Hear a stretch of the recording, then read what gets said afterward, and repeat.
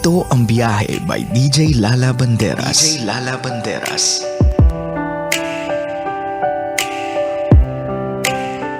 Hi my love, back with me DJ Lala, 11:00 on the clock. Ibig sabihin, oras na para mag-live tayo sa Love Radio Manila Facebook page. We are live right now. And kung gusto nyo mag-comment, mag-react, magbigay ng inyong opinion sa ating Biyahe Sender of the Night, you may send it over sa aming Facebook Live. Comment lang kayo and we will read a few of your comments by the end of our storytelling. Storytelling? So, eto na nga ang ating Biyahe Sender of the Night. This one was sent to us over at our Facebook page, DJ Lala Bandera. So, basahin na po natin ang biyahe sa buhay ni Christian. Hi DJ! Good evening po sa inyo. Tawagin nyo na lang po ako sa pangalang Christian, 30 years old from Palawan. Nagkagusto po ako sa pamangkin ng asawa ko at kapitbahay ko lang. Hindi ko na rin po alam yung gagawin ko dahil habang tumatagal, napapamahal po ako sa kanya. Ganun din siya sa akin. Gusto ko na rin sana iwasan, mali na yung ginagawa namin. Ano po ba ang gagawin ko? Thank you and more power to your show. Alam nyo, gusto kong yung biyahe nakakaabot ng Palawan pero ako hindi pa. Bakit naman ganun? Nakakarating ako ng Palawan pero hindi pa ako mismo. Sana ako na lang po mismo. Pero anyway, Christian, let's move on to your problem, my love. Sa totoo lang, may mga moments talaga sa buhay natin na we know the answer to our questions. It's just that we are hoping for a different answer from a different person. O diba? Kumbaga, andun sa isip natin yung konsepto ng tama at mali. Pero dahil ayaw nating tanggapin yung tama, gusto nating makarinig ng uma-agree sa mali.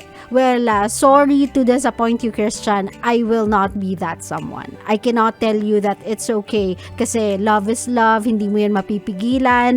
Kumbaga, hindi mo mapipigilan tumibok yung puso mo for someone else. I wanna say that to you. I wanna tell that to you. Pero I cannot. Kasi asawa mo yung pinag-uusapan natin di ba? There's always multiple chances given to you to stop what you are doing and yet you chose to do it anyway. Kasi for some reason, it feels good para sa'yo. Why? Kasi it's exciting. O diba? Exciting naman! Exciting! Exciting siya sa'yo. But once the fun is over, once na yung excitement ay over at napalitan na yan ng hard reality or the truth and the fact of life, hindi na yan magiging ganun kasaya. It will dawn upon you that you are about to let go of a very stable, loving, caring, thoughtful person in exchange of someone who is just there to give you fun. Imaginein mo to ha, love. Christian, I want you to listen to this and I want you to understand what I'm about to say. Imaginein mo, kung yang bago mong kinikiri ay nagagawa yan sa sarili niyang kamag-anak. Nagagawa niyang makipagrelasyon sa asawa ng technically tita niya. What else can she be willing to do wrong just for her own happiness? Just how selfish that girl is na kaya niyang saktan yung sarili niyang kamag-anak sa ngalan lamang ng lalaki. Am I making sense? Am I making a good point or not? Kasi my love, kamag-anak niya yan Kadugo niya yan. Sa Pinas, sa kulturang Pinoy, blood should always be thicker than water pero for some reason, sa kakirihan nito ni ate, that is not the case. Diba? How can you look at your tita's face every single day knowing na kapitbahay mo sila, knowing na yung asawa niya, ikinakarelasyon mo na? Diba? Anong klaseng tao ka? Anong klaseng kamag-anak ka? Anong klaseng, I'm not even gonna say the gender kasi gender has nothing to do with it, but tapusin na natin to sa anong klaseng tao ka. So my love, pag-isipan mong muli. Pag nilay-nilayan mo to, lalong-lalo na yung sinabi ko na kung sa kamag-anak niya mismo kaya niyang gumawa ng mali para lang sa sarili niyang kasiyahan. What makes you think na hindi siya gagawa ng desisyon in the future that's against you, someone na hindi nga blood related sa kanya, just to make herself happy. That's how selfish that girl is. And wag ka mag-alala, you are not off the hook. Ikaw din ay selfish. If you are thinking of going for that girl, you are nothing but selfish. 'Di ba? Ngayon, my love, kung sa tingin mo hindi mo na talaga kayang tignan yung asawa mo with love, hindi mo na kayang ibigay sa kanya yung kaya niyang ibigay sa yung pagmamahal, if you think it's gonna be unfair for you to go on with that relationship just because you have the responsibility to be a husband to a wife, I suggest you finish it properly. Bigyan mo siya ng decent exit. Bigyan mo ng maayos-ayos na ending yung relationship ninyo. Give that girl the respect she deserves. Wag na kayong mag-overlap. O diba? Wag na kayong magpatuloy ng relationship ninyo habang kayo pa. Kung meron pa kayong konting decency natitira sa mga katawan ninyo, end it now. Sabihin mo sa kanya na, wait lang, tapusin muna natin to. Walang ginawang masama sa akin yung asawa ko at walang ginawang masama sa iyo yung tita mo. Ibigay natin sa kanya yung respetong deserve niya. Tapusin natin yung relationship natin and then aayusin ko tong relationship namin. When I say ayusin, i-gauge ko kung ayaw ko na ba talaga o gusto ko pa.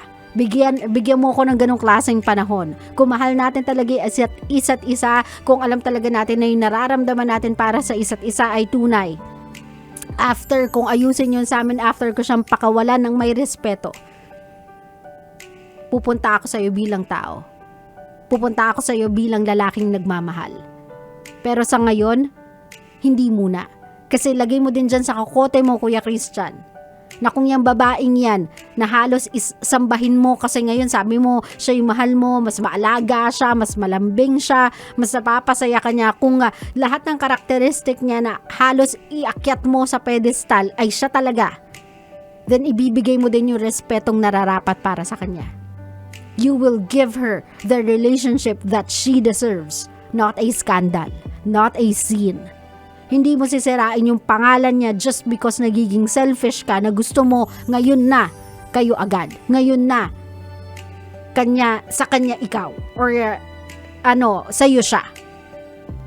Ibigay mo sa kanya yung respeto na dapat para sa kanya kasi feeling mo nga yung babaeng katulad niya ay hard to find. Yung babaeng katulad niya ay hindi dapat pinapakawalan at yung babaeng katulad niya ay hindi pinapaiyak kundi minamahal. If that's really what you believe in, then give that girl the respect she deserves. At least you think she deserves. Okay? Itigil nyo na muna yan, Christian. Ayusin mo muna yung sarili mo. Makipaghiwalay ka kung kailangan mong makipaghiwalay, pero no overlapping. Pero kung if I were the girl or one of those girls, I would say no to you at all. Kung ako yung dalawang babaeng yon, iiwan kita, ura-urada. Wala nang sali-salita, wala nang gauge. Kasi parang kang tanga. Sorry na, I'll be frank and honest sa'yo, parang kang tanga.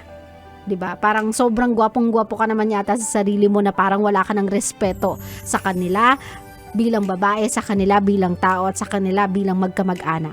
Parang dinisrespect mo yung buong pamilya nila by doing that. Biruin mo, tinuhog mo, magkamag-anak pa, magtita pa. 'Di ba? Sana may konting hiya ka pang natitira sa katawan, Christian, and I just hope you'll do the right thing. Kahit dito na lang bumawi ka, my love. Ayusin mo, kung gusto mo makipaghiwalay sa asawa mo, go ahead, pero ayusin mo to. Yung maayos, yung properly, kumbaga yung good exit that this fine woman deserves. Tapos bigyan mo ng magandang simula itong bagong babae na feeling mo ay deserving sa pagmamahal mo, sa attention mo, at sa pagpili mo. Kung sakasakaling maging okay ang lahat, I just hope you stick with that person. Stop trying to fill the void of other people by finding another one. Kasi hindi ka perfect, and yet hindi yan ginagawa sa'yo ng kapartner mo. Give the girls the respect, the love that they give you. Kung hindi mo kaya more than that, at least man lang reciprocate the same amount of respect and love na ibinibigay sa'yo. Para patas lang.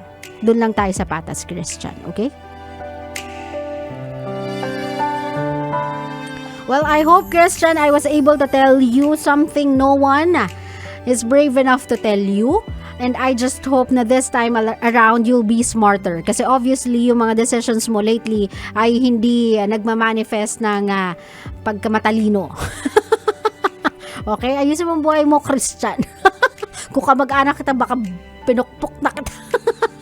O, ito na, basahin na natin ang ating mga comments mula sa ating Love Radio Manila Facebook Live. Sabi ni Toto, Laminoke, mahalin mo yung asawa mo. Mahirap po ang broken family. Mawawala ang direksyon ng buhay mo. Sabi yan niya, Toto. Sabi naman niya, CJ Malikay, hello DJ Lala. Advice ko lang sa biyahe sender. Tigilan niya na yung feelings na meron siya sa pinsan ng asawa niya kasi hindi yan mabuti na magkarelasyon sa sariling kamag-anak. Totoo, hindi yan maganda. Ayan.